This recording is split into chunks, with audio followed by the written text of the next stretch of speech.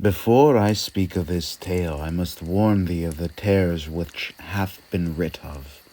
Horrors of the flesh, be it mutation or gore, and soul horror follow, as does the depravity of apathy and the deprivations of the wilds on the human body.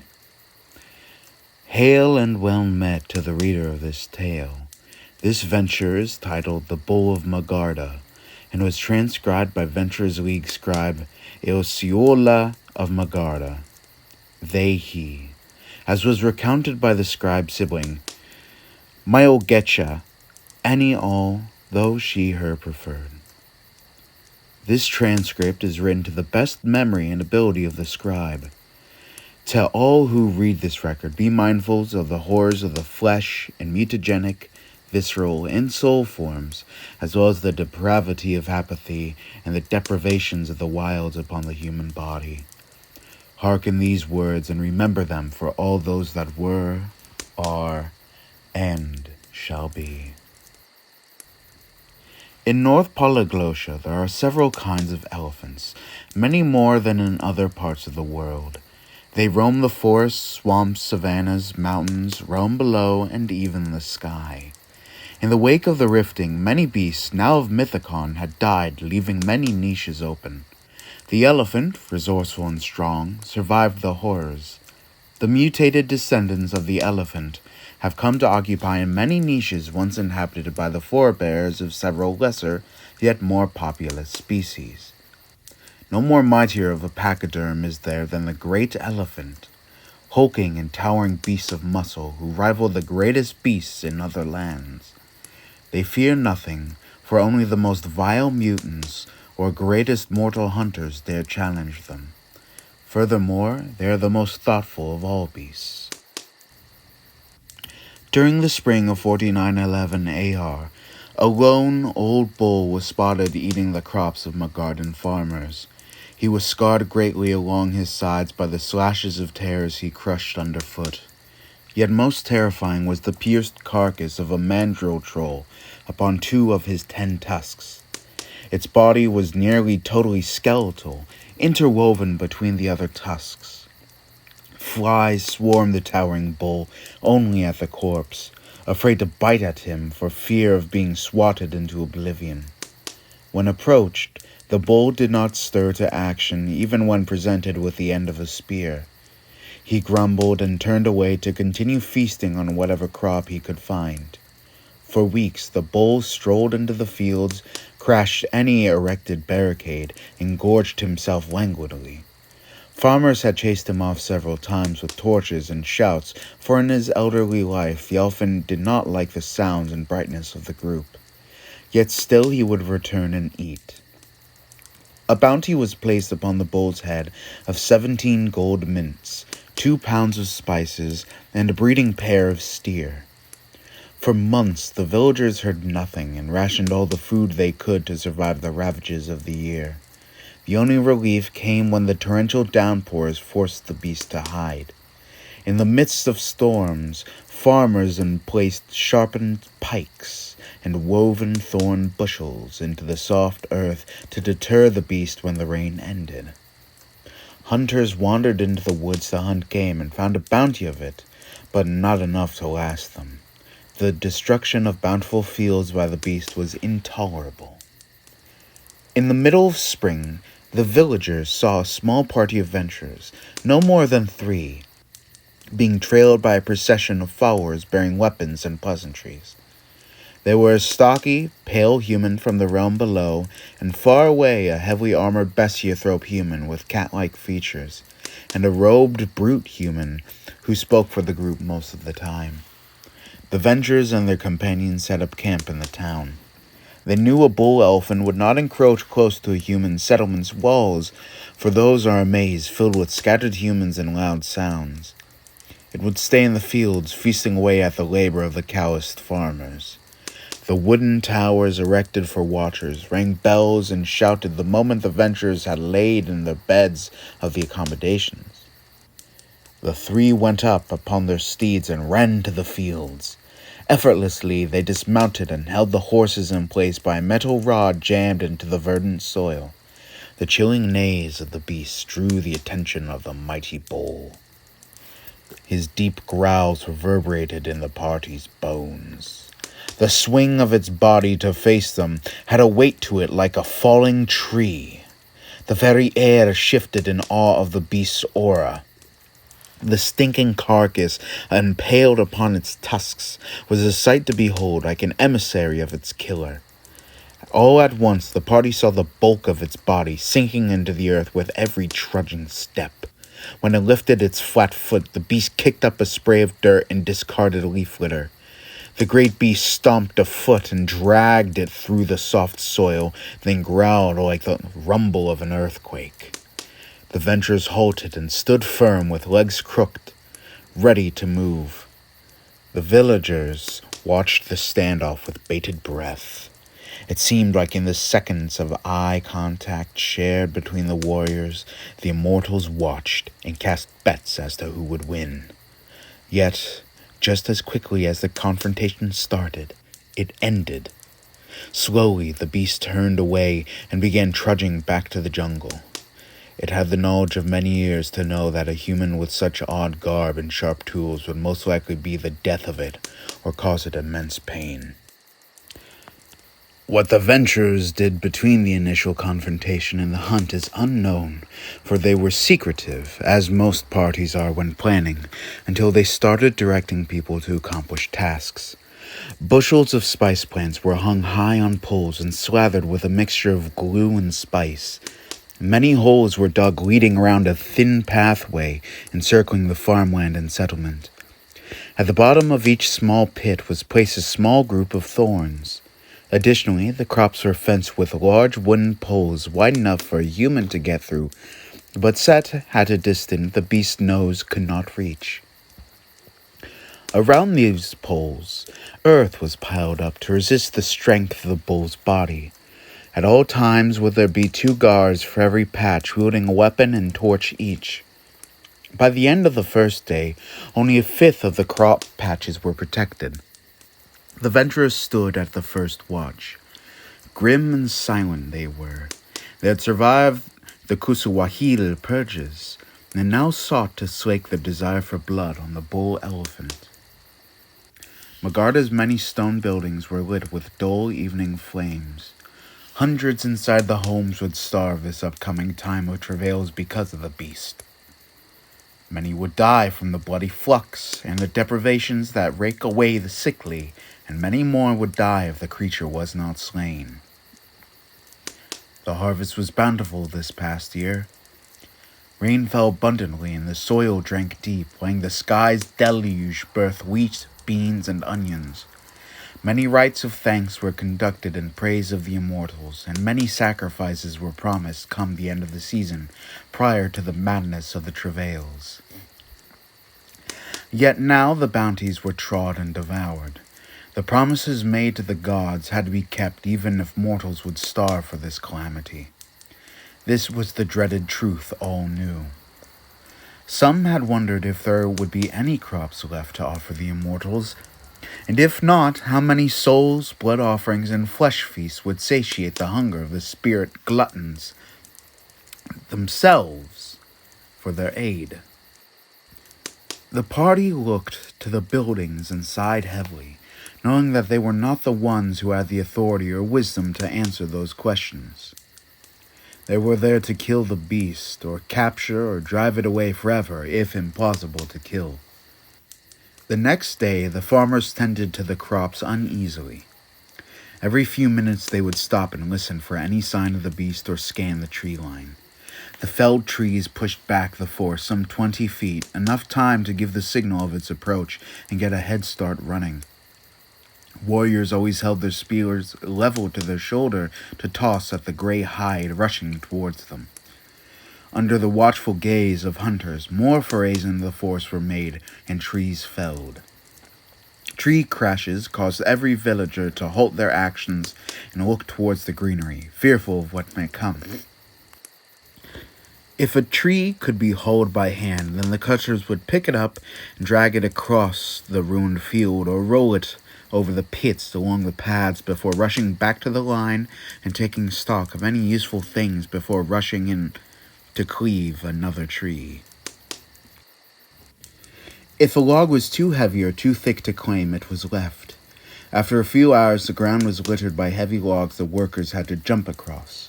The Venturers stayed back, biding their time in presence. Somewhere, the bull waited to crash down the post and eat its fill, yet it knew what a venturer was. Many beasts do, for there is an air about them, perhaps the lingering stench of bestial fear on the hides and bones they bedeck themselves with, or a dark aura born from the kind of madness that makes one take up a weapon and rush into the fray. Either way, the bull knew its position. It was strong, but it was old too, so it waited somewhere that the dense tree line and shrubbery could hide its immense bulk. Following the tense day, one of the Venturers, a stocky and pale one, led their armed porters and 6 warriors into the forest. A quarter of the day passed before they returned. A trackway had been found leading from the forest down a winding clearing to the open grasslands. By measuring the ring of the foot and multiplying it by the beast's height, was estimated to be 16 feet tall at the shoulder. It would have needed to feast upon a great many heavy foods to support its weight. Somewhere in the tall grass the beast made its lair. The next day, 2 Venturers and as much muscle Magarda could spare would hunt. In the morning, the war band was assembled, totaling 21 people. A paltry force, but one nonetheless for such a terror. The trail was found again, then followed. In the grasslands, the party stood tall and always watched the horizon. Predators of all kinds stalked the greenery, knowing they would be obscured entirely. Food and drink were eaten along the walk piecemeal, since setting up camp was too dangerous in the wilds they walked. The elephant would be seen in the plains. There it was truly king. When a bull elephant is as old as one plaguing Magarda, it earned its long life by being more violent than its competition. A fact verified by the mandrill troll corpse impaled on its tusks. The implication of a fleshy corpse of a mandrill troll on its tusks was something none wanted to think of for the moment. Not until the beast was slain and another venture mounted to kill the troop, probably driven off by the bull itself. For some time the group followed the trail. The foot of a great elephant leaves deep impressions in any ground, soft or hard, wet or dry, which is how North Polyglotians knew where to go for water during droughts.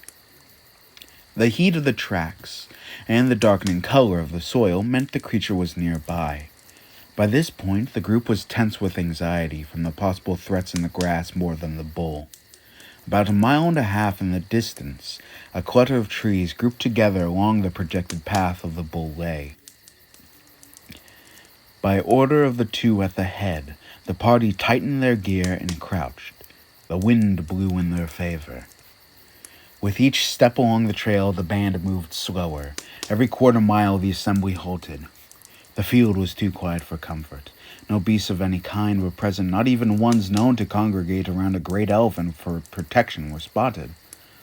It perturbed the Venturers the most when the wind changed and the scent of decay smacked their nostrils about 3/4 of a mile in. The grass was flattened in patches. With a splayed hand, the group created a line and spread out. As they approached, the smell grew worse and worse. Bodies of all sorts of animals, barely picked by carrion feeders, rotted in the hot sun. It was enough to make one gag and spit. Luckily, any expulsion of bile was silenced by the incessant buzzing of flies. Then one of the group saw it. The beast lay under the cluster of trees, slumbering. The deep rumbles of its breathing shook the earth the closer they all approached it. Now was the time to strike it while it slumbered, and slumbered on its side no less. Half the band went to its front in the grass with spears, axes, and swords readied. The other half stayed where they were, facing the back. Due to the prodigious size of the creature, neither party could see it over its swell to command the other. Pure instinct would drive this great kill. The now skeletal body of the Mandrotroant's tusk stood like a vigilant guard over the sleeping pachyderm, causing any who beheld it to be struck with fear from imagining the vicious duel the two must have had. All at once, the two groups charged it as silently as they could. When the first blow struck its hide, the beast took a moment to awaken until it felt the sting of metal puncturing and slashing away its gray flesh. In a flash, it stood up and flailed its colossal head. A great shriek of surprise trumpeted from its mouth and was followed by the screams of anger from the party. Two of the warriors, a porter and a Magardan, flew in the air, then fell with a sickening crunch as their pulverized bodies splattered on the green, turning it a deep shade of crimson. With another swing of its head, the beast snapped a large branch, causing it to fall between it and the groups, causing panic and disarray.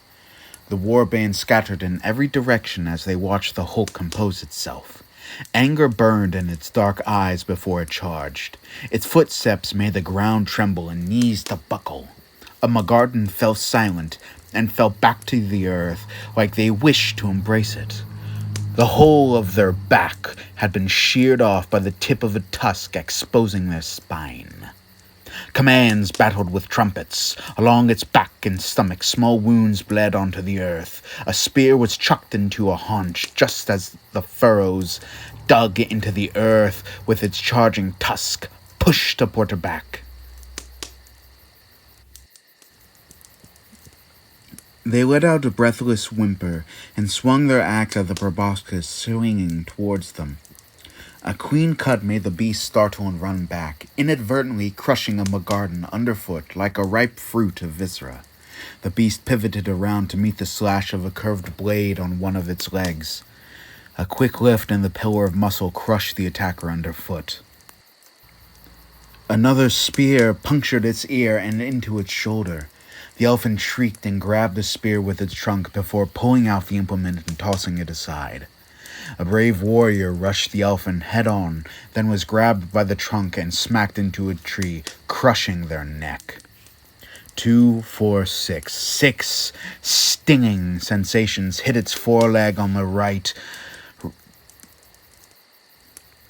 the place where the knotted bend was. It stumbled and tripped forward. One of the Venturers dropped their multi-arrow bow and ran around before the pachyderm was able to grab them.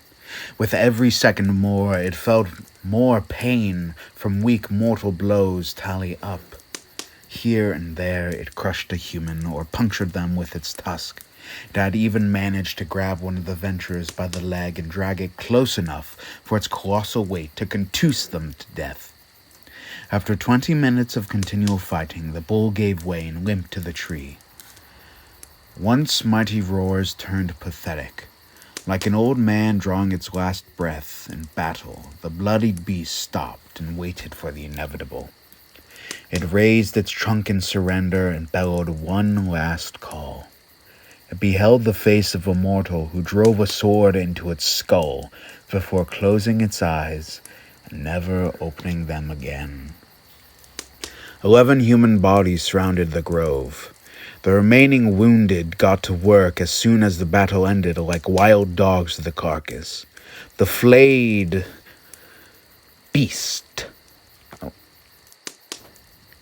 That is what it would be called now. Mortals hacked apart its flesh to retrieve its skull and tusks.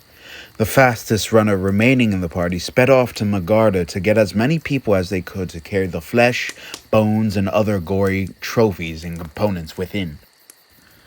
The Venturer sat on its headless cadaver, breathing hard and heavy. While their companions butchered the thing, they lorded over the body. In the distance, they could see the approach of scavenging birds, and many miles away and coming closer, the cautious but emboldened hyenas, big cats, and cats, all attracted to the clamor of them blood. It was only a matter of time before enough of them gathered that they felt strong enough, and probably would, overpower the lot. Offal was tossed far into the bushes to appease them for the moment, mayhaps bide some time. The Venturers slid off the carcass and ordered all the gathered flesh to be left. The beast did not deserve the ravenous gluttony defiling it. A strong strike to the jaw silenced any doubt. In a few days, the scavengers would have picked its body clean, leaving the skull and ivory to be claimed. To ensure it was left to the party, a blade that slew it was placed in the earth near it.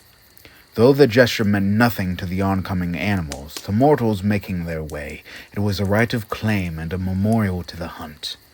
Only the bodies and affects of the dead were taken back, along with the bull's heart, tail, and blood collected in drinking gourds. After a few days of rest and mourning, the band would take back the skull and bones for display. With that, Magarda could please the immortals and perhaps ease future burdens to come. In the shadow of the poles erected to block the bull, the party returned covered in the gore of victory and loss. Their feet had become sore from carrying the bodies of the dead on their ceaseless return trek. Their faces were weighed down by the immensity of the beast that so easily ended their comrades that upon the burial of the slain, each member broke down crying or otherwise became obsessive and angry about the state of their crops. Transcription ends. What stands out about this account is the fact it abruptly halted. The implication that there is more to this account has been postulated by Archivus Venturis, due to the fact that Eosuola of Magarda, one of the most prolific and poignant scribes of the Ventures League, often wrote their prose in very digestible forms that encompassed the primary venture itself from the words of a person who witnessed the event, followed by any contingent ventures such as the implied retrieval of the great elfin skull, the return of beasts, and perhaps even a mandrill troll clan returning. This account's transference to Venetia, where it would be copied and sent out to all other lodges, seems to have encountered a problem due to a Carthaginian pirate raid on the ship transporting the account. However, this potential lack of further accounts may be due to mismanagement of the archivus by the reckless scribus Arturis in 4965 AR, Damian Kolopoifos, who hid various pages about the land in the belief that should the lodge burn, some pieces would be saved. Whatever the reason, further investigations must be mounted following the inquiry from other archives in the Ventures League.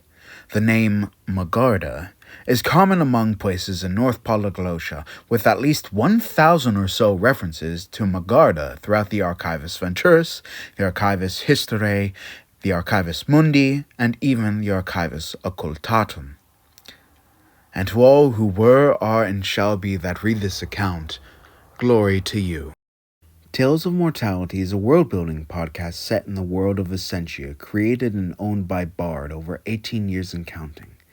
It is a fantasy world of horror and madness, a planet racked by mutation and magic, where humanity survives only through itself and the Spirit Indomitable against horrors natural and unnatural. The Worldbuilder, writer, producer, and artist of the thumbnail is Bard. Me! Below is a transcription of lore, as well as a link to my Instagram, Bard of the Mad Realm, where I share art related to Asenscia. Thank you all for listening to Tales of Mortality. May chaos reign. Bye-bye.